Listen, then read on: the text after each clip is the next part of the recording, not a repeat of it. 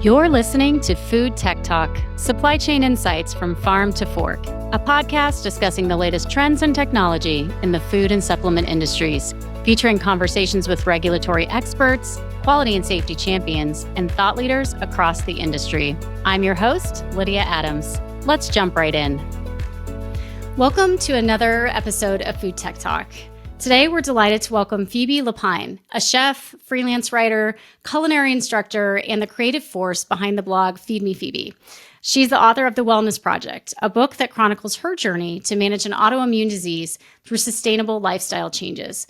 With a focus on healthy comfort food and gluten-free cooking, Phoebe has inspired many to embrace wellness without sacrificing the joy of eating.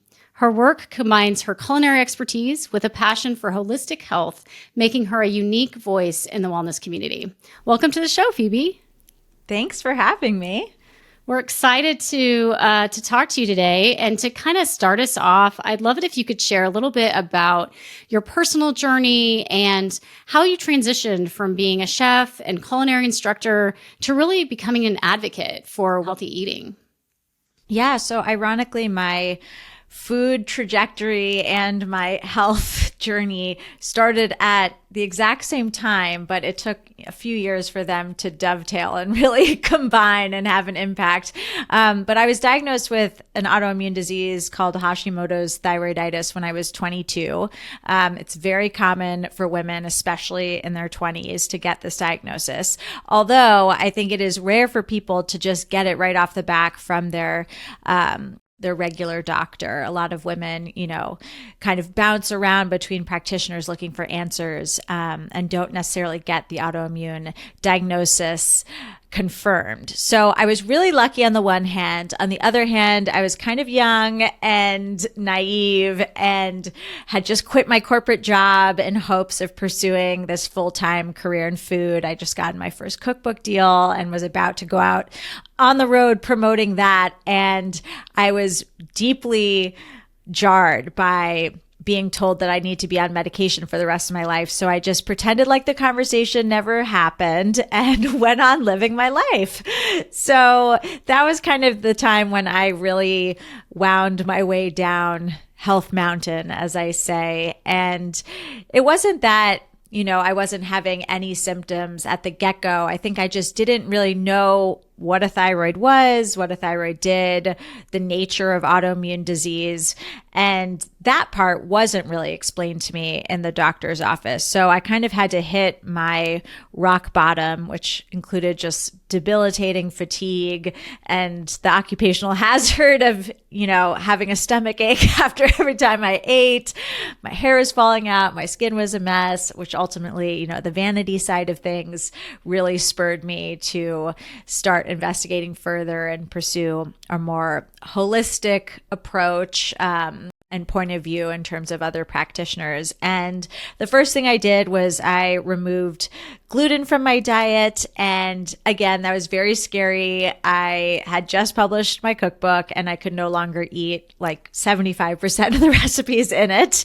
But it made a huge difference. And I really found myself kind of on a higher plateau as a result of that. But I think kind of the problem with Eastern versus Western medicine, holistic medicine versus, just kind of your cut and dry, data-driven medicine. I kind of took a page out of the author Gretchen Rubin's book. Her book was literally called The Happiness Project.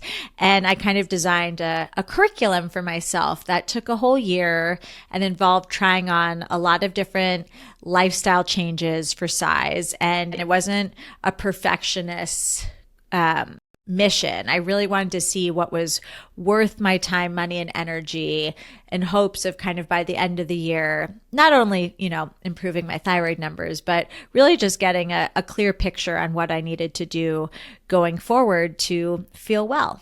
Mm-hmm. Yeah, absolutely. And it must be interesting with your background as a chef to really be able to take that to the next level and combine that with health. Like, how did that really help in this journey and as you were writing your book? Yeah, so I think I kind of came at the project with the idea that my philosophy is healthy hedonism, and that the hedonism part absolutely comes from the chef background and the love of food and frankly, like the love of life. So I kind of say my goal was to find, where the Venn diagram of the things that nourish my body overlapped with the things that fed my spirit. So, and we have a lot of, dietitians as well that kind of listen to this show. So I wanted to talk a little bit about, about what you've discovered with diet. And there's a lot of misconceptions about carbohydrates and, kind of like how that affects your health. So if you could talk a little bit about that and your expertise there, I think that'd be great.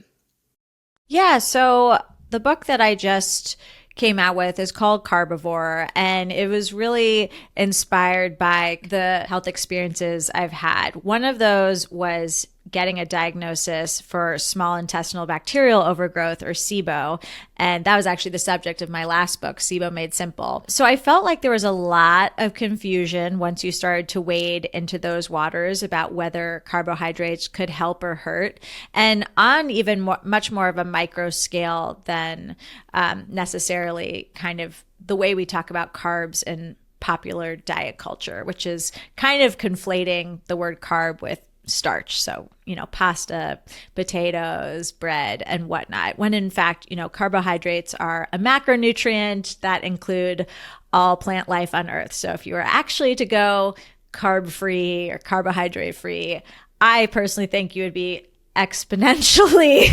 expediting your own mortality. But I know there's a small contingent of carnivore-based lifestyle folks who disagree. But I think that the data points in the direction of carbs being hugely important for our overall health, especially our gut health. However, those of us who have had kind of acute gut health issues have had to kind of walk a different walk when it comes to carbs. And there's a diet called the low FODMAP diet that I experimented with. It tends to be something that is prescribed for IBS or SIBO, and it's an acronym that includes a lot of different specific types of carbohydrates. And there are things that, are thought of as being super healthy. Again, all vegetables are carbs. So a lot of plant fibers like onion and garlic are kind of two big triggers on the low FODMAP diet, and legumes are kind of another big category in the acronym. But then a lot of, kind of random vegetables here and there, a lot of like woody vegetables that you think of as having a lot of fiber. So like asparagus, artichokes, avocado even. All these things were kind of no-nos on the diet, and it really contradicted with a lot of general anti-inflammatory approaches, which is to, eat as diverse a diet as possible, because that's what's going to feed your large intestinal microbiome. And we know how important that is for mental health, for our immune systems, for so many different aspects of our health in modern life. And we know that diversity of that ecosystem is, the biggest goal that we can seek out, and creating that diversity starts with diversity on the plate. So I have to say, the low FODMAP diet, I did it in a therapeutic application, which was 8 weeks, and then I slowly got off of it. But in my interactions with people, the more I talked about it, the more I wrote recipes for it, the more people I saw who had really taken it on as a lifestyle, as an ongoing thing. And the same was kind of true of people who had done keto and other like low starch, low quote unquote carb approaches. And as someone who, again, has the hedonism side, is a chef, prefers to be an omnivore. I've stayed gluten-free for the last 13 years since I gave it up back then. But other than that, I do try and, again, incorporate as many different types of plants, different types of foods on my plate as possible. And I just found just like a real consensus of confusion, both in kind of how diet culture has spurned or stoked the hatred towards carbs. And then also just in terms of people who had worked with dietitians or with practitioners who hadn't been given kind of a thorough roadmap on how to reintegrate carbs in a healthy way. So I really want to dig into the role that carbs have played, in our global diet for hundreds of years. There's a lot of things that have changed in terms of how they're produced, prepared, and more importantly, how we interact with them on our plate. Yeah, absolutely. And when I think about kind of, that role of a dietitian, nutritionist, trying to explain to clients that this is not the enemy, what advice would you give them? And especially coming from a context of, maybe having an autoimmune disease, to tell their clients, to help them to understand, that balance comes in different ways and, carbs are not necessarily the enemy. Yeah, I mean, it comes down to your metabolic health and what carbs do to your blood sugar metabolism. It's totally possible to eat carbs and to not have them wreak as much havoc on your blood sugar.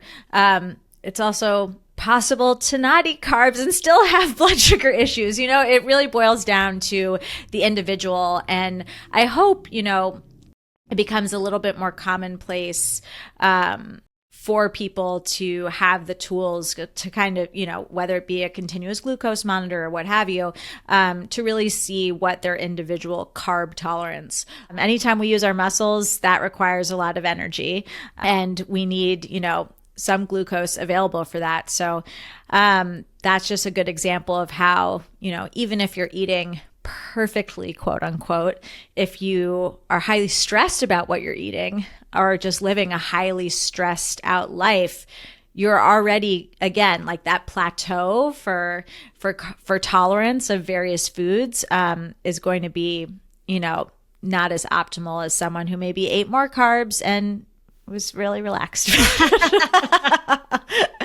Yeah, that's awesome. And I want to dive in a little bit to your role as a culinary instructor. Tell me more about what that entails and how you help others. For about a decade, I worked in New York as a private chef and taught private cooking classes in people's homes. I'd say my educational missions are more web-based these days through the recipes on my site and my latest cookbook, Carbivore. Too true.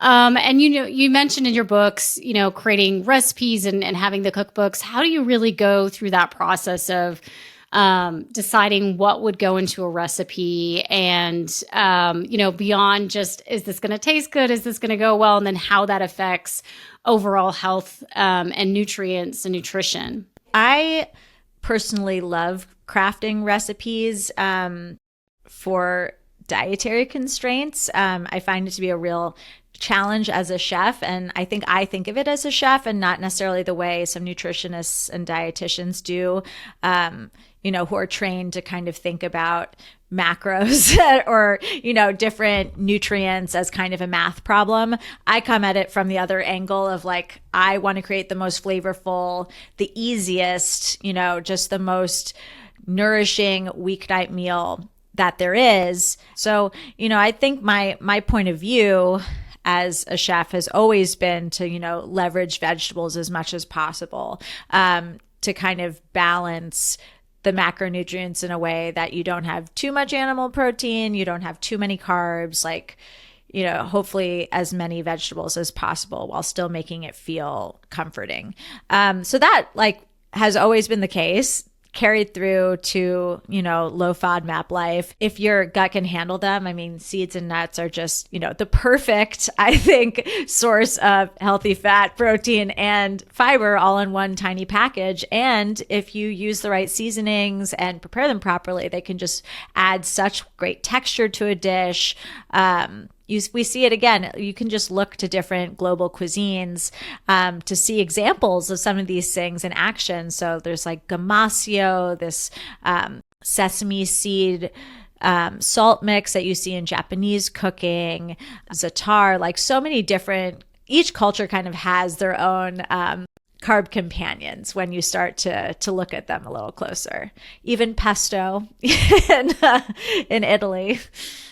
Oh yeah, definitely. And as you were talking about being gluten-free for over a decade, I think, a lot of folks, in and out of the food industry have food allergies. There's issues with labeling on, products and all of that stuff. And so how have you navigated that as someone who is gluten-free and has these other, dietary restrictions when you go out to eat, when you purchase something at the store? And what do you think is needed for us to be able to, let people know what's in food? Well, there's so much greenwashing on packaging that's I feel like half the battle anyway.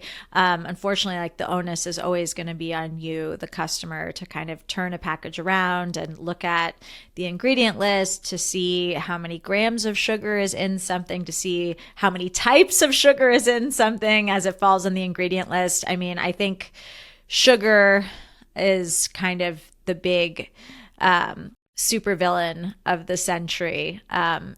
Unfortunately, carbs have kind of like co-opted that conversation and gotten lumped together with sugar. But truly, if you just focus on reducing added sugar as much as possible in packaged foods, you'd be doing yourself a huge service and free up more glucose points in your diet for pasta and bread. I think the gluten-free labeling has gotten a little bit better over the years, and certainly just the section of the grocery store has become a lot more robust. There are tons of options out there now.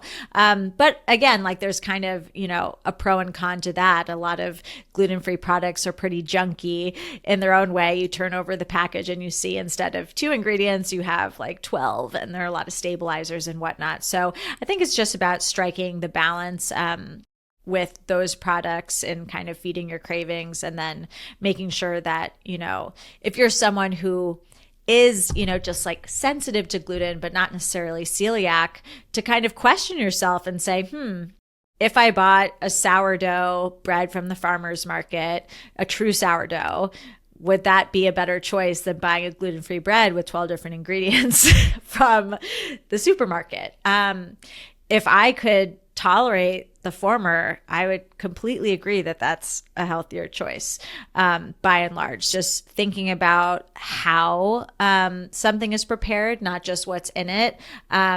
We see, especially in pasta and bread, the way that we've industrialized the process has really changed the way that we digest those two things. So even if it's not realistic all the time, looking for kind of more artisanal or small batch options, shopping local, farmers market, always a plus.